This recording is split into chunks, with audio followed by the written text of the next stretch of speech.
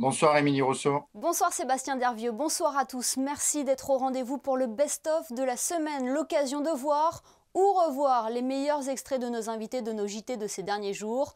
De nombreux thèmes auront d'ailleurs été abordés cette semaine comme le cadre de vie, la culture ou encore la santé. Nous nous sommes également intéressés aux effets de la chaleur sur nos amis à quatre pattes.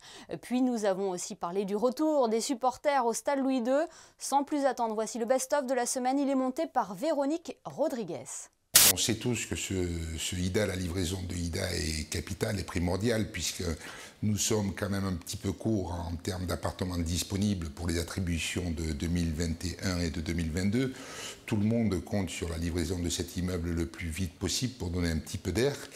Ce chantier crée certaines nuisances, on le sait, aux résidents de la rue Platy, c'est vrai, malgré le fait qu'on a changé les fenêtres pour les rendre un petit peu de meilleure qualité en termes d'acoustique. Donc les gens se disent assez satisfaits, les bruits sont atténués, mais ceci dit, il y en a encore beaucoup. De plus, ce chantier, avouons-le, va continuer durant tout le mois d'août. Il ne faut pas oublier l'épisode Covid-19. Beaucoup d'entreprises et de chantiers ont été un petit peu retardés, mais nous voulons quand même, malgré tout, tenir les délais. On vient de le dire, c'est d'une importance capitale. Donc voilà, j'ai un petit peu le regret, mais il faut le dire, il faut l'avouer aux résidents. Ce chantier de IDA va continuer au mois d'août dans les mêmes conditions, avec les mêmes horaires que ce qui se passe en temps normal. Le gouvernement a pensé effectivement mettre à profit ce mois d'août pour faire des travaux de voirie qui sont assez importants à réaliser en espérant qu'il n'y ait pas trop de nuisances. Et dans tous les cas, ces chantiers de voirie seront du matin 8h30, 9h jusqu'à 18h également. Certains tunnels seront fermés la nuit. Nous espérons en revanche qu'au mois de septembre, lorsqu'il y aura la rentrée des classes, lorsque les bureaux vont reprendre, que les travaux de voirie seront pratiquement terminés ou en tout cas bien allégés. Je compte beaucoup sur la compréhension des usagers, des résidents, pour qu'on ne soit pas trop tiraillé de tous les côtés en disant il faut que ça cesse, parce que non, il ne faut pas que ça cesse, malheureusement il faut continuer, et j'appelle à la compréhension et à la patience. Et je vous remercie. Les ateliers du samedi, qui sont des ateliers en famille en réalité, où les enfants qui sont âgés entre 7 et 12 ans peuvent venir à la Villa Paloma ou à la Villa Sauber, découvrir des activités avec nos médiatrices qui proposent des activités en famille.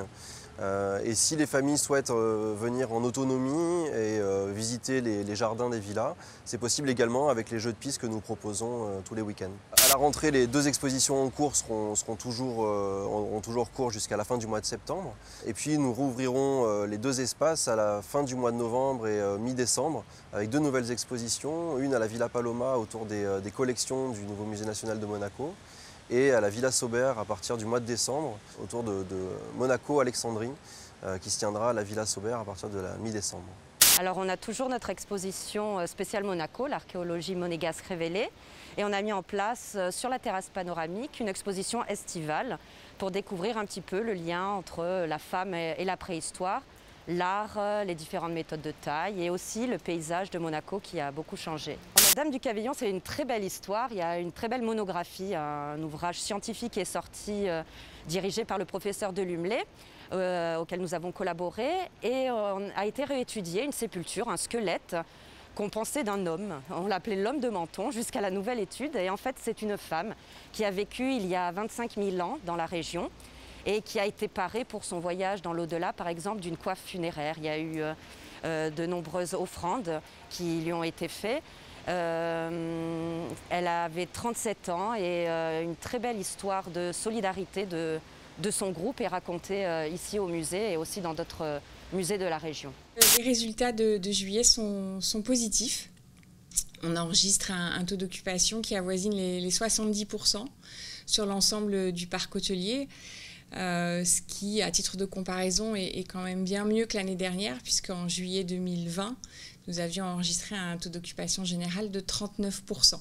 Les hôtels, en fait, sont bien évidemment très attentifs à l'occupation de leurs chambres, mais ils sont aussi très attentifs au prix moyen auquel ils vendent ces mêmes chambres. Et là aussi, on constate une augmentation sur l'ensemble du parc, avec des résultats plus ou moins contrastés selon si ce sont des hôtels 3, 4 ou 5 étoiles. Mais dans l'ensemble, les hôtels ont augmenté leurs tarifs et c'est un excellent signe dans le contexte actuel. Il faudra avoir un pass sanitaire. Qui dit pass sanitaire, donc c'est soit une vaccination complète, soit un test PCR ou antigénique de moins de 48 heures. Ou être guéri du Covid depuis moins de 6 mois. Ce sont les premières conditions. Ensuite, le port du masque sera obligatoire dans l'enceinte du stade et une pièce d'identité sera demandée également à l'entrée du stade. D'un an et demi, c'est long pour tout le monde, aussi bien pour l'ensemble des salariés qui travaillent à l'organisation du match, aussi bien pour les joueurs. Parce que c'est sûr qu'un stade vide manque d'émotion. Donc l'attente est vraiment là et on a hâte d'être à vendredi. Les gens sont un petit peu frileux. En fait, liés à la crise, ils sont un petit peu dans l'attente, c'est vrai.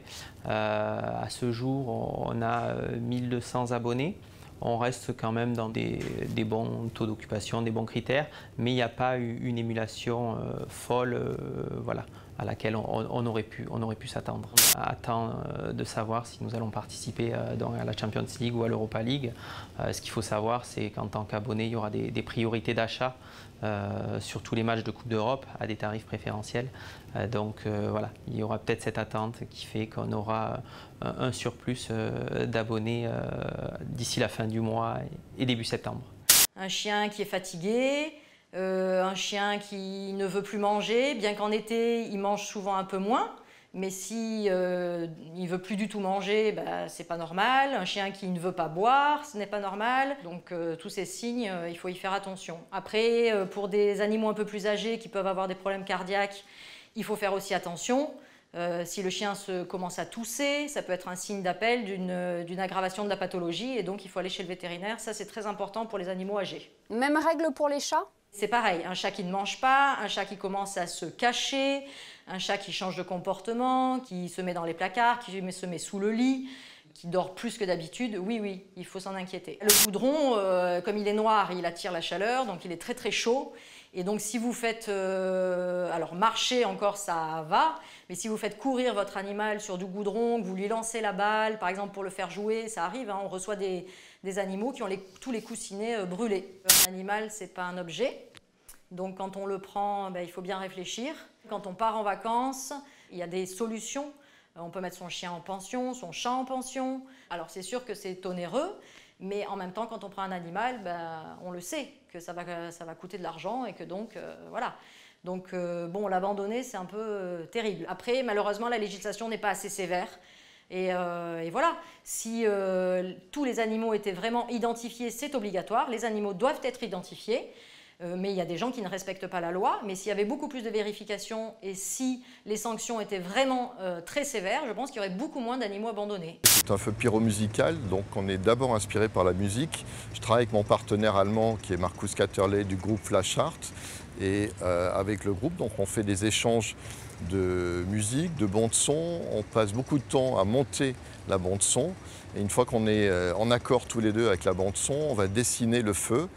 Et une fois qu'on a dessiné le feu, il est validé par Markus Katterle en Allemagne parce que c'est eux qui ont les produits.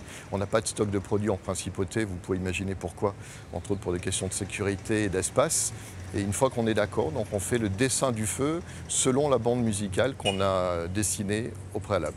On tient compte bien évidemment, c'est un cadre particulier donc de la distance. Donc on est limité en taille de calibre et on va pouvoir ensuite dessiner le feu en symétrie avec une position centrale qui correspond à Monaco, plus ou moins au centre de la digue. Et on a une marge d'environ 160 mètres de sécurité. Donc si jamais on avait un défaut sur un produit, le produit ne risquerait pas d'atteindre le public ni d'un côté ni de l'autre, puisqu'on a pris un rayon de sécurité de 160 mètres. Si on prend le cas du premier confinement, les gens se retrouvent avec leurs conjoints, certains découvrent qu'ils ont des enfants, le travail est au point mort, et bien là c'est vraiment le moment de se découvrir l'un et l'autre et de s'apporter mutuellement du mieux-être à travers l'alimentation, à travers les activités physiques ou dans le garage, hein, dans le parking, comme moi j'ai pu faire avec mon épouse. C'est le moment de dormir correctement et peut-être le moment de poser sur papier quoi faire, de quoi j'ai envie, qu'est-ce que je veux plus. Moi, c'est vraiment ça que j'ai ressenti. Il y a plein de supports pour être au mieux, malgré que la période soit assez compliquée. Vous savez, comme dans tout dans la vie, je pense qu'il faut une certaine rigueur par rapport à sa personne et surtout une certaine forme de pérennité dans la rigueur. C'est-à-dire qu'il faut être rigoureux envers soi-même, mais pacifique. Vous savez, ce fameux équilibre qui est très dur à trouver dans la vie. Je me répète, à travers le sommeil, à travers l'alimentation, à travers l'activité physique, même si on ne peut pas sortir de chez soi, bon, aujourd'hui on peut, mais il y a quelques mois on ne pouvait pas, c'est se prendre en main. Ce qui contribue au bien-être, c'est le bon vouloir aussi des personnes. Parce que je me rends compte, sans porter de jugement, que dès qu'il faut faire un effort, la personne baisse les bras. De suite. Mais on parle d'un moindre effort. Donc quand il faut pérenniser un effort sur le long terme, vous pensez bien que les gens, en tout cas la majeure partie, se perdent alors que c'est tellement simple. Déjà, il faut le vouloir. Il faut vouloir son bien-être personnel. Et comme j'explique régulièrement, ce matin, je faisais un atelier de méditation encore, je demande aux gens de se poser dans l'espace du cœur et de descendre de la tête. Parce que ce qui va nous driver en général, c'est notre esprit. Et notre esprit, malheureusement, nous fait toujours entrer dans le mur. Donc quand on descend dans l'espace du cœur, les réponses sont bonnes. Seulement, il faut savoir les accueillir. Le message est passé. Avant de nous quitter, je vous propose un petit détour sur Internet pour le best-of des réseaux sociaux qui laissent une large place à nos amis les bêtes. Il est proposé par Alexandra Salustri.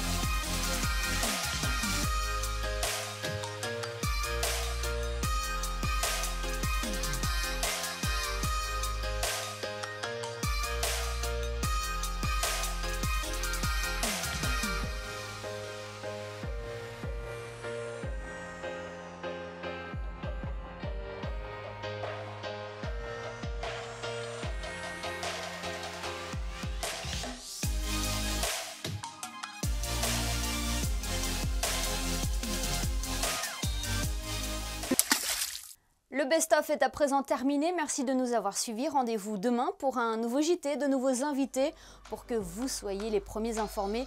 Très belle soirée à tous sur Monaco Info et très bel été.